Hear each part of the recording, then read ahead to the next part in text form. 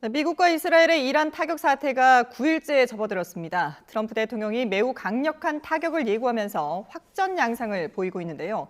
국제사회와 경제에 미칠 파장도 우려되고 있습니다. 관련 소식 마영삼 전 이스라엘 대사 그리고 허준영 서강대 경제학과 교수 두 분과 함께 자세히 짚어보겠습니다. 안녕하십니까? 안녕하십니까? 네. 자, 벌써 9일째 접어들었습니다. 트럼프 대통령이 오늘 이란에 대해서 매우 강력한 타격을 하겠다라고 예고를 했는데 이 강력한 타격이라는 것이 어느 정도 수준의 공격을 말하는 걸까요? 네, 현재까지를 보면은 미국과 이스라엘은 군사적인 목표에 상당히 중점을 두고서 공격을 했습니다. 예. 그런데 지금 현재 트럼프 대통령의 발표나 아니면은 그 재무장관의 발표에서 볼 때 보다 더 광범위한 범위로 이제 공세를 강화하겠다라고 그렇게 해석이 됩니다. 네. 예를 든다면은 이제는 민간 시설, 예를 들어서 공항이라든가 정유 시설 또는 유전 뭐 이런 쪽에 이제 가능성이 있고요. 뿐만 아니라 지금 현재 인물에 대한 표적, 네. 이것도 확대가 되지 않을까. 그렇게 되면은 지금 현재까지 이제 정부를 지키고 있던 인사들에 대한 표적이 확대가 된다면은 이거는 상당히 지금 현재 지도부에 대한 압력이 될 것으로 예상이 됩니다. 예. 그러니까 이란 내에 있는 다른 민간 시설들까지도 공격을 할 수 있다라는 말씀이시군요. 네, 그렇습니다. 예. 그것은 이제 다른 듀얼 퍼포스라고 해서 양쪽으로 다 사용을 할 수 있고 군사적인 목적으로도 사용할 수가 있고 또 민간 시설로도 사용할 수 있기 때문에 네. 충분한 정당성은 있다라고 주장할 겁니다. 그렇군요. 근데 지금 이란의 통신망이 이미 파괴됐다라고 트럼프 대통령은 얘기를 하고 있는데 그 이외에도 또 더 강력한 타격을 줄 수 있는 것들 교수님 보실 때는 어떤 것들이 있을 거라고 보세요? 그러니까 우선 에너지 시설 같은 경우는 이미 타격이 들어가 있고요. 네. 사실은 또 중요한 시설 같은 경우는 담수 시설입니다. 담수 시설이요? 여기가 아무래도 그 사막지대다 보니까 물이 귀하거든요. 네. 그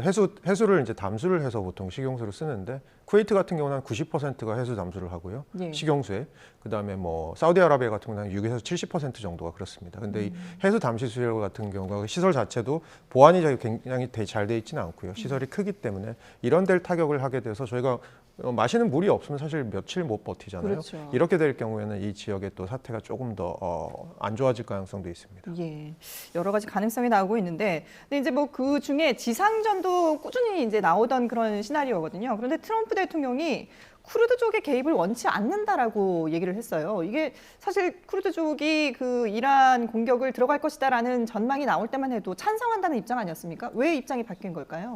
네, 트럼프 대통령이 그 쿠르드족 민병대 지도자들과 전화 통화를 했다는 사실은 이미 백악관에서 확인을 했습니다. 네. 그 이후에 지지한다, 환영한다 이렇게 하다가 지금 트럼프 대통령이 어떻게 표현을 했느냐 하면은 이미 전쟁이 매우 복잡해졌다 이렇게 말했습니다. 예. 사실상 쿠르드 민병대의 문제는 매우 민감한 사안이고 복잡한 이슈로 얽혀 있습니다.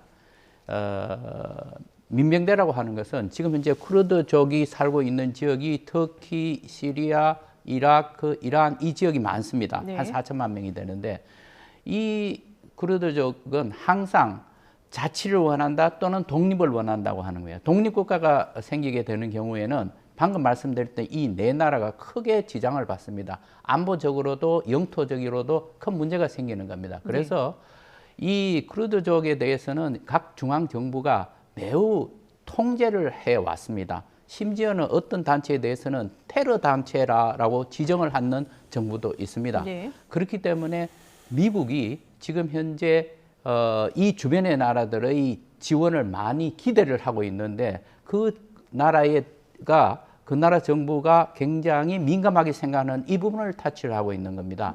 그러니까 제가 보기에는 그 주변의 나라들로부터 이미 어떠한 메시지가 미국 정부에 들어가지 않았는가. 그래서 지금 현재 트럼프 대통령이 말을 바꾸고 있는 것으로 보입니다. 예, 트럼프 대통령이 지상전을 한다면 쿠르드족을 앞세워서 할 가능성이 있다라는 얘기들이 있었는데 오히려 그걸로 얻는 보다는 주변 국가들의 도움을 받는 것이 더 낫다라고 판단을 한 거군요. 예, 충분히 그럴 가능성이 있습니다. 왜냐하면은 예.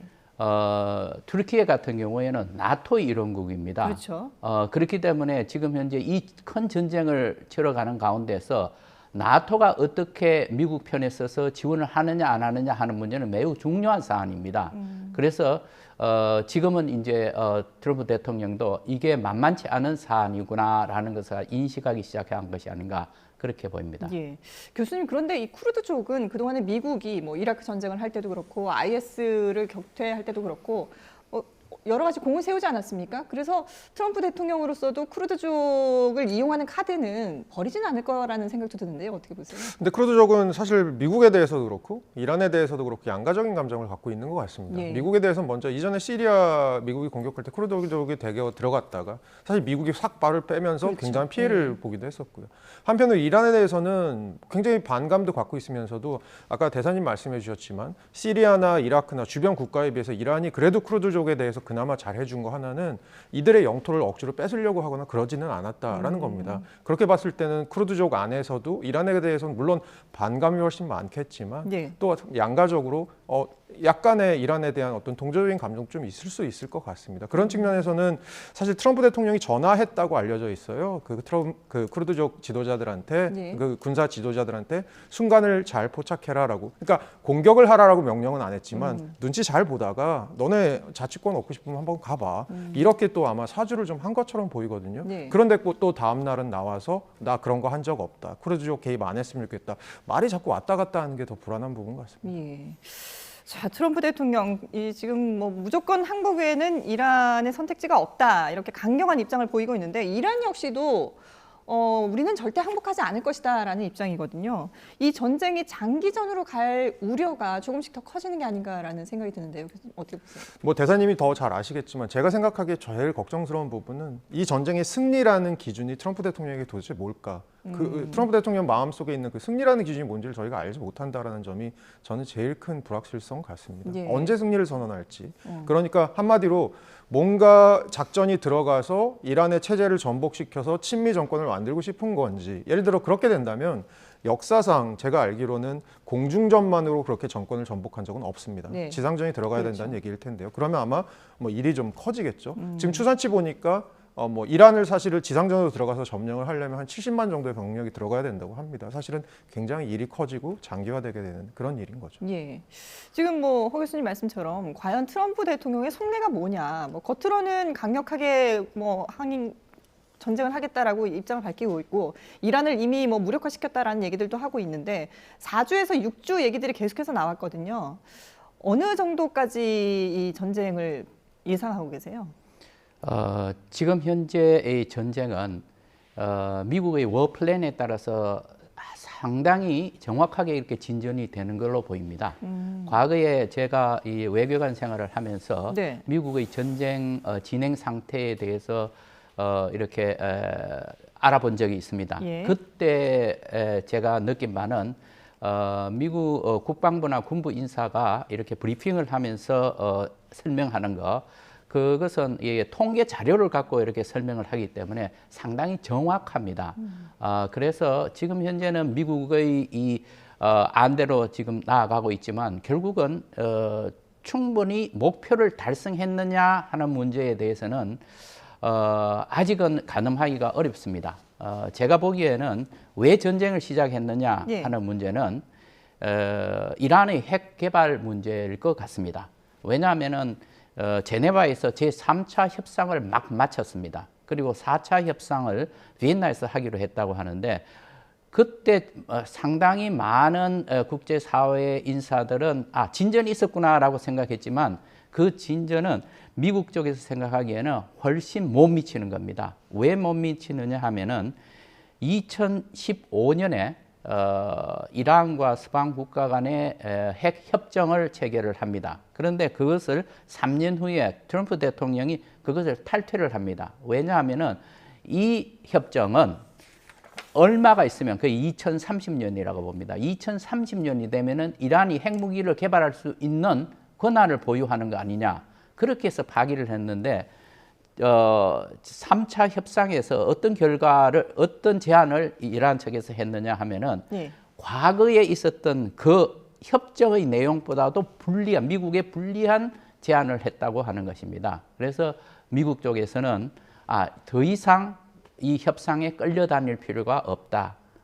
이란의 의사는 명백하다. 핵 무기 제조를 포기하지 않는다. 따라서 전쟁의 목표는 제가 보기에는 첫 번째 목표는 이란의 핵 능력을 완전히 제거하는 것. 네. 두 번째는 그거와 연결을 되어 있는 미사일 체제, 특히 중거리, 장거리 미사일 체제를 파괴하는 것. 이 두 가지가 가장 큰 목적이라고 보고, 그래서 저희들은 이제 생각에 그러면 레짐 체인지, 정권 교체 또는 전환, 체제 전환인데요. 이것은 현재 있는 신정 체제를 완전한 공화 체제로 만들겠다는 것인데 그것은 제가 보기에 불가능한 일입니다. 따라서 지금 현재 트럼프 대통령도 또 미국의 국방 그리고 국무장관 이선에서 목표를 점차 줄여가기 시작을 했습니다. 그래서 결국 제가 말씀드린 미사일, 핵 이 문제가 해결이 되면 1차적인 목표가 달성되었기 때문에 미국도 출구 전략을 마련하지 않을까 그렇게 저는 예상을 합니다. 예. 이란의 핵 능력 제거와 미사일 체제를 파괴한다는 그 목표를 어떻게 그럼 달성했다고 확인을 할 수 있는 건가요? 네. 지금 현재 이제 계속 공격이 되고 있는데 이미 이제 미국 쪽에서 얘기하는 것은 방공망은 80% 파괴를 했고 예. 미사일 발사대는 60% 정도 파괴했다라고 봅니다. 네. 그렇게 얘기하고 있습니다. 뭐 제가 생각에는 상당히 정확할 겁니다. 그렇다면 이것이 80%, 90%까지 넘어가야만 될 겁니다. 네. 그리고 이제 핵 시설에 관해서는 훨씬 더 이 측정하기가 어렵습니다. 왜냐하면 작년 6월에 미국하고 이스라엘이 핵 시설을 공격하고서 트럼프 대통령 완전 파괴했다 했지만은 최근에 들어와서 하는 얘기는 그거 파괴했지만 조금만 몇 년만 더 있으면은 또 핵 시설을 재가동할 것이다라고 했습니다. 그래서 측정하기가 매우 어렵습니다. 네. 그러나 뭐 미국이나 이스라엘의 이제 정보력을 가지고 자기들이 파괴를 한 다음에 어느 정도까지 연기를 시킬 수가 있겠느냐 하는 판단을 할 겁니다. 네. 아마 제 생각에는 5년 또는 10년 정도 연기되는 수준이라면은 미국이나 이스라엘 쪽에서 만족해야 하지 않을까 그렇게 생각을 합니다. 예. 어쨌든 지금 전쟁 상황은 미국의 시나리오대로 흘러가고 있다라는 말씀을 해주셨는데, 근데 지금 이란이 호르무즈 해협을 봉쇄하면서 계속해서 위협을 하고 있지 않습니까? 이 부분이 상당히 좀 이제 여파가 커 보이는데 국제 유가가 출렁이고 있습니다. 일단 쿠웨이트도 불가항력을 선언하면서 감축하겠다. 우리 원유 생산 기지에 대한 공격 위험이 있기 때문에 생산을 멈추겠다라고 얘기를 했습니다. 이렇게 되면은 전 세계적으로 결국은 파장이 있지 않겠습니까? 아무래도 유가 상승이 불가피할 것 같고요. 예. 쿠웨이트 같은 경우는 조금 상황이 복잡합니다. 왜냐하면 사우디아라비아나 UAE 같은 경우는 사우디아라비아 잘 생각해 보시면 사선으로 사우디아라비아가 있고요. 오른쪽이 이제 호르무즈 해협 나오는 쪽이고 네. 왼쪽이 홍해 쪽입니다. 근데 지금 호르무즈가 막혔잖아요. 그러면 사우디아라비아랑 UAE는 안에 파이프라인을 갖고 있습니다. 그래서 오른쪽으로 보낼 거에 일부러 왼쪽으로 보낼 수 있습니다. 어느 정도 하루에 보내는 양이 한 40% 정도는 보낼 수 있습니다. 그렇게 해서 홍해에서 실어서 뺄 수 있거든요. 예. 그런데 쿠웨이트 같은 경우는 이 호르무즈 해협의 가장 안쪽에 있는 국가입니다. 사실 거의 대체 루트가 없는 국가고요. 지금 무슨 일이 벌어지고 있냐면 원유는 계속 생산하는데 밖으로 뺄 수가 없으니까 계속 저장 창고들이 차고 있습니다. 그러니까 결국은 감산을 할 수밖에 없을 거고요. 제가 들어오기 전에 주말 닫히기 전에 마지막으로 브렌트유 유가 어느 정도인지 봤더니 $90 초반까지 올라왔더라고요. 이게 원래 작년 12월 중순에 한 $60 초반대였고요. 네. 올해 한국은행에서 경제 전망할 때 그게 한 2주 전입니다. 무슨 얘기했었냐면 올해 하반기로 갈수록 어쨌든 간에 유가는 좀 낮아져서 브렌트유 기준으로 $60 초반대에서 우리나라 인플레이션이 2.1% 정도 될 것 같다라고 얘기했는데요. 네. 지금 벌써 $90 초반대입니다. 근데 문제는 이게 지금 쿠웨이트 감산이 반영 안 된 숫자라는 겁니다. 저희가 봤을 때는 우리 시간으로 일요일 오후쯤, 오늘 오후쯤 이제 시장이 다시 열리게 되면 그때 또 유가가 얼마나 뛸지 좀 지켜봐야 될 부분 같습니다. 예. 지금 인플레이션도 말씀하셨는데 그러면 국제 유가가 오르면 결국은 우리가 예상했던 것보다 인플레이션도 더 좀 걱정스러운 상황이 되지 않을까요? 그러니까 유가가 얼마나 빨리 오르느냐, 그리고 전쟁이 길어지면서 얼마나 길어져서 이 유가가 올라간 것이 오래 지속되느냐 이런 문제가 있을 수밖에 없을 것 예. 같고요. 예를 들어서 뭐 우리나라 같은 경우는 사실 원유 의존성이 좀 높은 국가입니다. 2024년 기준으로 봤을 때요. 이건 이제 현대경제연구원에서 나온 자료인데 네. OECD 국가 중에 GDP 10,000달러를 생산하기 위해서 가장 많은 원유를 필요하는 나라가 우리나라라는 겁니다. 그런데 우리나라는 그 원유의 70%를 지금 중동에서 수입하고 있고요. 원유만 수입하는 게 아니고 전 세계 2위의 LNG 생산 국가인 카타르에서 LNG를 또 대량으로 장기 계약으로 들어오고 있습니다. 네. 어떻게 보면 우리나라가 봤을 때 이런 중동발 지정학적 리스크에 좀 취약한, 경제적으로 취약한 국가처럼 보일 수밖에 없는 구조인 것이죠. 예, 말씀하신 대로 이라크에 있는 그 LNG 시설도 타격을 받으면서 공격을 받으면서 우리나라의 그 LNG도 상당히 이제 불안한 그런 상황이 되는데 우리나라가 여러 가지로 이제 뭐 유가에 가장 민감할 수밖에 없는 상황이라고 하지만 일본도 좀 약간 비슷한 맥락을 봐도 될까요? 네, 맞습니다. 일본은 우리나라는 중동산 에너지 비중이 70%라고 말씀드렸잖아요. 일본은 90%가 넘습니다.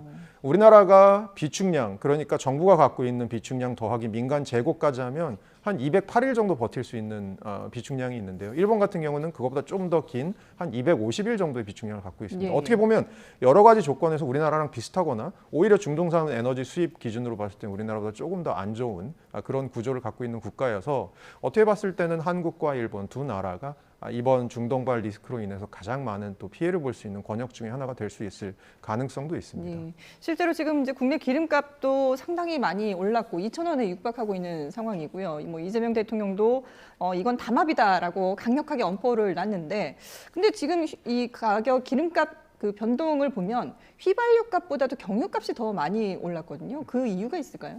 아무래도 그 유종에 따른 특징에 따라서 좀 달라질 수 있는 것 같은데요. 네. 아무래도 중동산 비중 같은 경우가 좀 경유가 더 많이 영향을 줄 수 있는 그런 구조인 것 같습니다. 그리고 그런 것들이 지금 반영이 돼서 아까도 잠깐 뉴스 리포트에 나왔지만 네. 어쨌든 간에 지금 화물차 같은 거 경유 운전하시는 분들 고통이 굉장히 크신 상황 같습니다. 예, 그렇군요.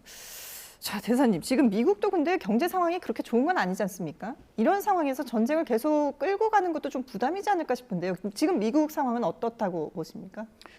저는 트럼프 대통령이 상당히 어려운 상황에 있다고 봅니다. 예. 미국의 국내 정치로 인해서 트럼프 대통령의 지지도가 굉장히 많이 낮아졌습니다. 그렇죠. 이제 경제 문제도 있고 또 이민자 처리 문제도 있고 또 웹스타인 문제도 있고 뭐 그렇습니다. 그런데 그렇다면은 이번 전쟁을 통해서 트럼프 대통령의 11월 중간 선거에 어느 정도 영향을 미치느냐, 뭐 트럼프 대통령으로서야 플러스가 되거나 또는 최소한 그냥 아무런 영향이 미치지 않기를 바라고 있겠지만 제가 보기에는 지금 미국 국민들의 대다수가 이 전쟁에 대해서 반대를 하기 때문에 트럼프 대통령으로서는 중간 선거에서 굉장히 불리한 국면으로 가고 있지 않나. 따라서 제가 생각하기에는 조금 전에 말씀드렸던 원래 설정했던 이 목표가 어느 정도 달성이 되면은 트럼프 대통령은 전쟁을 끝내는 방향으로 그렇게 가지 않을까 생각을 합니다. 그래서 그런지 트럼프 대통령도 자꾸 이 전쟁의 정당성에 대해서 의미 부여를 하고 있거든요. 근데 정당성을 자꾸 이렇게 말이 왔다 갔다 하다 보니까 오히려 더 이게 좀 트럼프 대통령이 뭔가 초조하지 않나 이런 평가가 나오고 있는데요. 어떻게 보세요?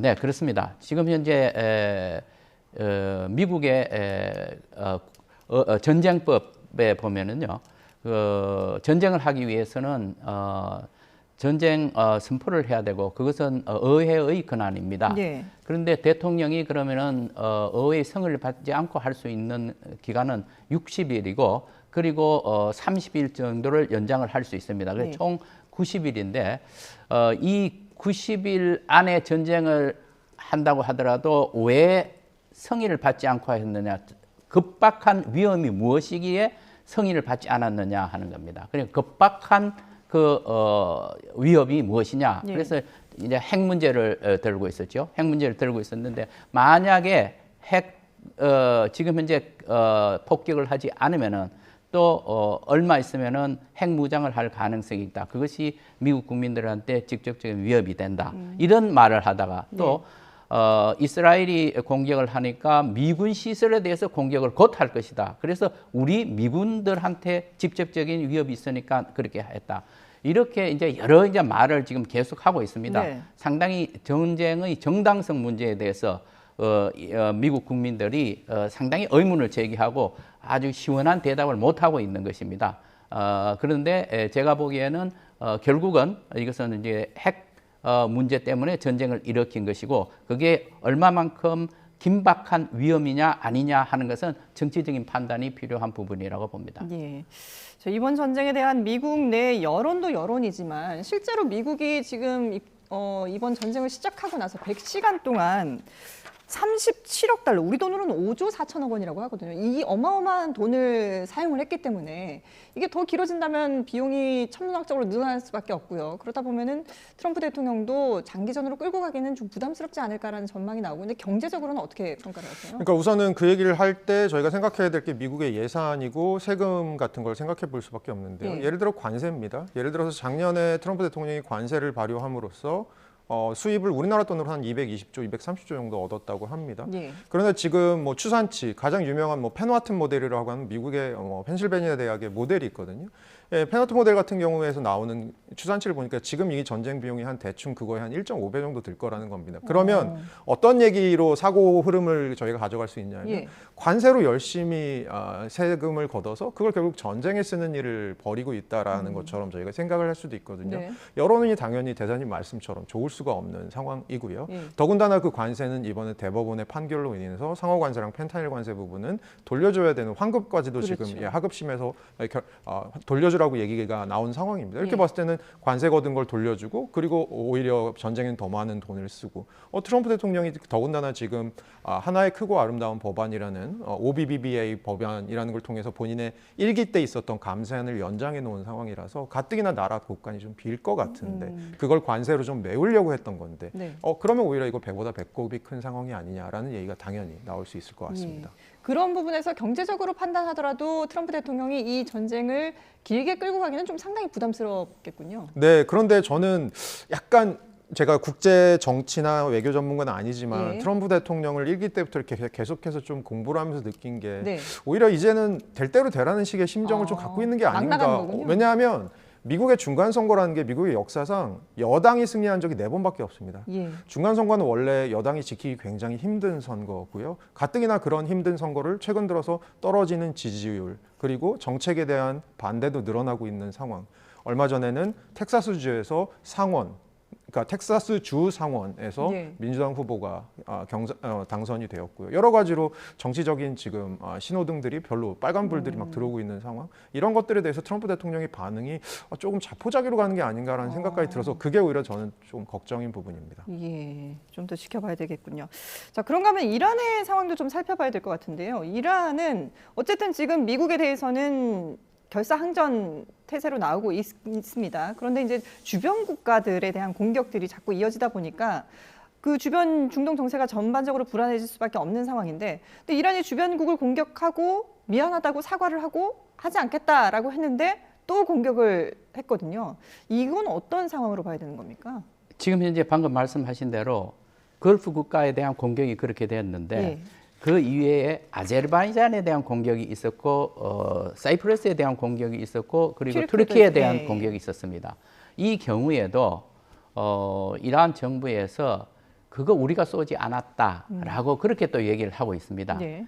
저는 이 두 가지 이 상황을 봤을 때 지금 현재 이란 내부의 지휘 통제 체제가 제대로 작동하고 있을까라는 데 대해서 상당한 의문을 갖고 있습니다. 페제스키안 대통령이나 그리고 아락치 외교장관 이 정부 라인하고 네. 지금 현재 정책이 만들어져서 내려오는 이것은 이슬람 혁명 수비대가 상당히 영향을 미치고 있는 것 같습니다. 그러니까 이런 상황에서 강경파의 정책이 더 잘 먹혀 들어가는 것 같습니다. 그렇다면은 그러한 정책이 지금 현재 대통령과 그 행정부 내에서의 정책이 뒤집히는 경우가 지금 많이 나오고 있는 겁니다. 따라서 지금 상당히 이란 내부에서도 갈등, 내부 갈등 때문에 지휘 통제 체제가 잘 작동되지 않고 있는 것이 아니냐. 그 현상이 바로 정부 얘기가 다르고 예. 그리고 그 다음에 이루어지는 행동이 달라지는 것 같습니다. 그러면 그 하메네이의 차남 모지타바 하메네이가 선출이 됐다고 차기 지도자로 선출이 됐다고 일부 외신 보도도 있었는데 아직까지 공식적으로는 나오지 않고 있는 것이 이게 내부 혼란이 아직까지도 있기 때문에 공식적으로 발표를 못하는 걸까요?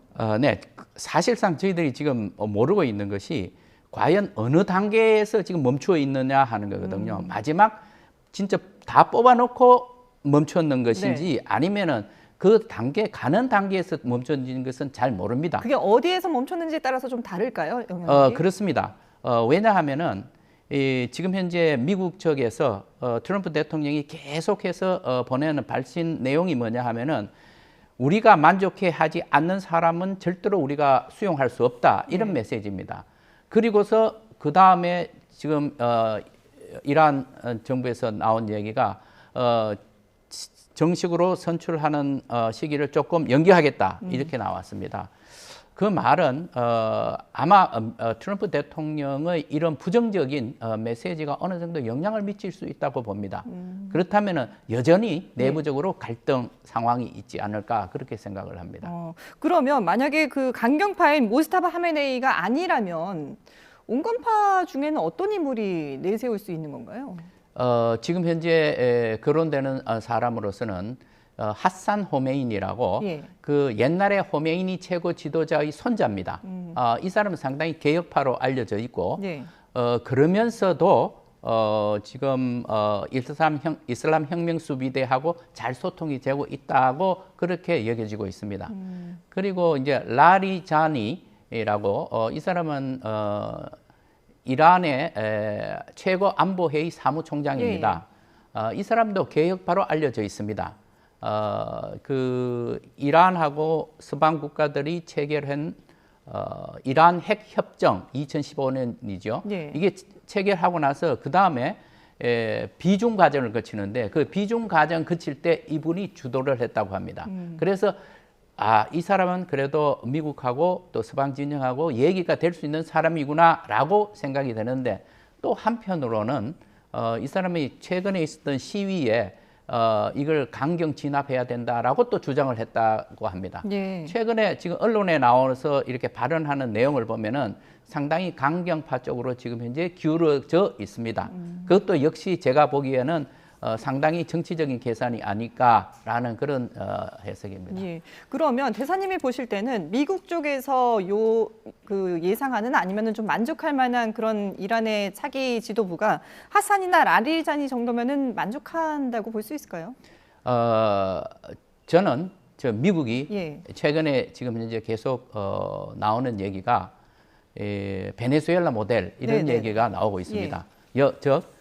베네수엘라에서는 마두로 대통령을 체포를 한 다음에 부통령 로드리게스 부통령이 지금 현재 집권을 했는데 그때 미국 이 로드리게스 대통령 대행이 미국에 대해서 강경한 반대 발언을 많이 쏟아냈습니다. 거기에 대해서 이제 미국 쪽에서 공개적으로 위협을 했었죠. 그리고 나서 지금은 어떤 상황이냐? 아주 잘 협조가 되고 있다는 겁니다. 그래서 바로 이러한 모델 여기서 이란 측에서 그나마 미국하고 협상이 될 만한 그런 인물이 된다면 미국 쪽에서 받아들일 수 있지 않을까라는데 그렇다고 본다면 방금 말씀하신 하산 호메인이나 또는 라리자니 이런 사람들이 승계가 된다고 한다면은 저는 미국 쪽에서 어느 정도 수용 가능하지 않을까 그렇게 생각합니다. 과연 이게 차기 지도부를 누구로 내세울지도 조금 더 지켜봐야 되는 그런 상황인데요. 지금 중동 전쟁이 어쨌든 발발한 뒤에 우리 경제가 상당히 이제 충격을 받고 있습니다. 앞서서 뭐 원유 때문에 우리 국제유가도 오르고 우리 국내 기름값도 오르고 있다고 말씀드렸는데 기름값뿐만 아니라 지금 뭐 코스피도 연일 지금 충격을 받고 있거든요. 내일 또 어떻게 개장을 할지도 궁금해지는데 우리 코스피가 이렇게 타격을 많이 받는 이유가 있을까요? 뭐 코스피가 사실 작년에 75% 오르고요. 올해 1, 2월 사이에서만 한 45% 오르고 어떻게 보면 다른 나라보다 굉장히 빨리 오르다 보니까 사실은 이 전쟁이 굉장히 조정의 어떤 빌미가 된 그런 느낌도 있고요. 뭐 그런 측면에서 많이 올랐기 때문에 산이 높은 만큼 골이 깊다라고 생각하시는 부분도 있고요. 또 하나는 아까 잠깐 말씀드렸듯이 우리 경제가 갖고 있는 에너지에 대한 높은 의존성. 아무래도 해외 투자자들 관점에서 봤을 때는 이거 굉장히 아킬레스건이 될 수 있겠구나라고 생각할 수도 있을 것 같고요. 실제로 사실 최근에 코스피가 많이 오르는 상황 중에서도 한 2월 13일부터는 외국인들이 계속 팔았었거든요. 순매도세였거든요. 그렇게 봤을 때는 아무래도 이 외국인들이 이것을 판 것에는 어떻게 보면 한번 이익 실현하고 넘어가는 부분, 또 하나는 이제 우리 경제가 가진 여러 가지 구조적인 약점 부분들, 뭐 이런 것들이 전반적으로 작용하지 않았나 보고 있습니다. 예. 물론 이제 전쟁 여파를 조금 더 지켜봐야 되겠습니다만은 교수님이 보실 때는 그럼 이번 주 우리 증시는 어떤 움직임을 보일 거라고 전망하세요? 제가 생각하기에는 지금 주말에 나오고 있는 메시지들은 생각보다 트럼프 대통령이 어떤 계산을 하고 있는지 모르겠으나 예. 조금 장기전도 불사하겠다라는 식의 메시지들을 지금 보이고 있는 것 같아서 아까 말씀드린 국제 브렌트유 유가 같은 경우도 주말 전에 그런 메시지를 반영하면서 조금 뛰었던 것 같은데 네네. 어떻게 보면 월요일날 시장이 열렸을 때는 저는 약간 아래쪽으로 내려가는 흐름이 만들어질 수도 있을 것 같고요. 그리고 향후에는 사실은 결국 이 전쟁이 얼마나 지속될지에 대한 시장 예측, 미국의 스탠스 이런 것들이 반영되면서 하루하루 변동성이 올라갔다 떨어졌다 굉장히 큰 장세가 당분간은 지속되지 않을까 보고 있습니다. 예. 유가 같은 경우에는 지금 이제 최근에 그 아랍에미리트로부터 원유 600만 배럴을 긴급 도입하기로 했는데 이것을 통해서 국내 유가는 조금 그래도 좀 잡을 수 있을까요? 어떻게 보세요? 그러니까 뭐 들여오게 된 것은 굉장히 의미가 있는 것 예. 같은데요. 그 양을 봐야 됩니다. 우리나라 같은 경우는 1년에 원유 수입량이 10억 배럴 정도 돼요. 네. 이거를 365로 나눠보면 하루에 한 275만 배럴 정도 원유가 사용되고 있습니다. 예. 그렇게 봤을 때는 아랍에미리트에서 새로 들어오는 600만 배럴 되는 양은 한 이틀치보다 조금 더 되는 양이긴 합니다. 지금 근데 우리 또 석유 비축량 아까 말씀드렸잖아요. 네. 한 7개월 정도 버틸 수 있는 양은 있는 것 같고요. 다만 그 양이라는 게 사실 일단 소진하기 시작하면 굉장히 빨리 소진될 가능성이 있고 그 와중에 저희는 또 다른 수입선을 알아보려고는 할 텐데 저희만 그때 되면 수입선에 갖다 붙는 게 아니고 전 세계 모든 그렇죠. 나라들이 수입선에 갖다 붙을 거기 때문에 예. 원유 가격이 상승된 것을 어느 정도 받아들이고 저희가 수입을 해야 되는 그런 상황이 벌어질 수밖에 없습니다. 그렇게 봤을 때는 예. 뭐 의미 있는 양이지만 앞으로도 그와 같은 노력들이 조금 계속되어야겠다. 다른 나라보다 전쟁의 상황을 보면서 조금 더 빨리 움직이는 기민함도 어떻게 보면 굉장히 필요하겠다라는 생각도 들더라고요. 어쨌든 불안감은 여전히 남아 있는 그런 상황일 수밖에 그렇습니다. 없는데요. 네. 자, 그런가 하면은 지금 미국 내부적으로도 뭐 여론이 안 좋다고 했지만 이란이 미국을 직접 공격할 무기는 가지고 있지 않다고 합니다. 그런데 어쨌든 지금 미국 본토 내에도 테러 위협이 커지고 있다. 국토안보부가 그렇게 밝혔거든요. 이것도 미국 내에서는 여론이 상당히 악화될 수 있는 부분이고요. 그리고 실제로 미국이 테러를 받은 적이 있기 때문에 여기에 대한도 대비도 해야 되지 않을까라는 생각도 드는데요. 네, 그렇습니다. 지금 현재 전쟁이 일어나면은 그 관계되는 나라에서는 자기 나라 본토에 대한 이제 공격뿐만 아니라 해외에 있는 미국인들에 대한 이제 공격도 가능한 겁니다. 예. 그게 이제 소위 말해서 굉장히 이지 타켓이라고 해서 쉬운 표적이 되는 것입니다. 그래서 이제 미국 정부에서도 여기에 대해서 상당히 경계를 하고 이미 국토 안보부 장관 안보부에서는 엄청난 지금 현재 그 대비를 하고 있는 것으로 알고 있습니다. 예. 뿐만 아니라 이제 그 국민들에 대해서도 해외 여행을 갈 때 미국인으로서의 신분 이렇게 예. 노출시킬 필요가 없다 이런 이제 얘기들을 많이 하고 있죠. 더불어서 이 문제는 이스라엘 측도 마찬가지입니다. 네. 이스라엘은 테러가 잦은 나라고 또 그 이런 일이 있을 때마다 굉장히 엄격한 보안 체제를 유지를 하고 있습니다. 당연히 이스라엘 국민들한테는 이미 그 경고가 내려져 있습니다. 해외 여행 매우 자제를 해야 될 것이고 이스라엘 국민으로서의 신분을 노출시킬 필요 없다. 이렇게 이런 조치를 취하고 있습니다. 예.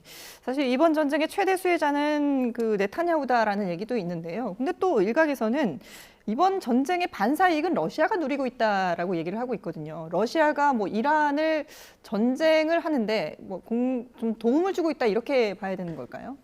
네, 그 러시아가 이란에 대해서는 상당히 빚이 많습니다. 우크라이나 전쟁에 있어서 미사일과 드론의 그 협력을 많이 받았죠. 네. 그렇기 때문에 지금 현재 중요한 정보를 이란 측에 넘겼다 하는데 그건 물론 개연성이 있습니다. 네. 그리고 지금 현재 이렇게 전쟁이 길어지면서 호르무즈 해협이 막히면서 그 지금 유가가 많이 올라갔지 않습니까? 네. 그리고 유럽 국가들은 어쩔 수 없이 지금 수입선을 또 옮겨야 되는데 러시아로부터 들어오는 가스 일단 일부가 차단이 되어 있었는데 네. 이것도 이제 받아야 되는 이런 상황입니다. 그러니까 유가는 올라가고 수요는 많아지고 하니까 이 혜택을 러시아가 본다고 하죠. 그렇지만 러시아가 이란의 전쟁에 직접 개입할 여력은 없습니다. 우크라이나 전쟁 러시아도 때문에. 지금 전쟁을 하고 있으니까. 예, 우크라이나 전쟁 때문에 그렇습니다. 예. 예. 러시아도 지금 뭐 전쟁을 하고 있기 때문에 이란에 직접적으로 개입은 할 수 없지만 그래도 어쨌든 지금 원유 때문에 뭔가 좀 이익은 보고 있는 건 사실인 것 같아요. 네, 맞습니다. 세계 3위의 산유국이고요, 네. 러시아가. 그리고 세계 4위의 LNG 생산국입니다. 유럽은 이렇게 가다가는 러시아산 LNG 끊었었는데 이거 다시 발을 들일 수밖에 없을 것 같고요. 네. 한동안 미국의 러시아에 대한 제재 때문에 러시아산 에너지, 특히 원유 같은 경우는 시장에서 굉장히 덤핑이 됐었는데 어제 그 스캇 베센트 미국 재무부 장관이 인도의 러시아산 원유 수입을 다시 허용한다. 그러게요. 다른 나라들에게도 이런 일이 벌어지게 되면 프리미엄 다시 붙을 수 있고요. 생각해 보아야 될 부분은 굉장히 자의적이다라는 부분인 것 같아요.